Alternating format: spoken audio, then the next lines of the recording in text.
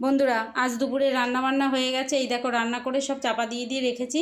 চলো কি কি রান্না করেছি আজকে সেটা দেখাচ্ছি। আজকে তো নীলের উপোস, তাই একটু ফল কেটে নিয়েছি। দেখো, এখানে তরমুজ আছে, আর আপেল আছে, আর পেয়ারা আছে। আর সাবু মাখার জন্য এখানে সাবু মাখাটা রেডি করে রেখেছি। টক দই দিয়ে, নারকেল দিয়ে, কলা দিয়ে, নুন চিনি দিয়ে এইভাবে ভিজিয়ে রেখেছি। আর রান্না করেছি এখানে, এটা করেছি আমের চাটনি করেছি। আর আমের চাটনি দিয়ে খাওয়ার জন্য অল্প করে পাঁপড় ভাজা করেছি। আর এখানে করেছি পোস্ত। আর এখানে করেছি ডালের সাথে খাওয়ার জন্য চাকা চাকা আলু ভাজা। আর এখানে রয়েছে ডাল। আর এখানে রাতের জন্য অল্প করে ঘুগনি করে রেখে দিয়েছি। আর মুগের ডালটা ভাজা ফুরিয়ে গেছিলো, তাই একটু কাঠখোলায় ভেজে রেখেছি। এই হচ্ছে আমি রান্না করেছি। আর আমার রান্নাবান্নাগুলো কেমন লাগে অবশ্যই তোমরা কমেন্টে জানিও।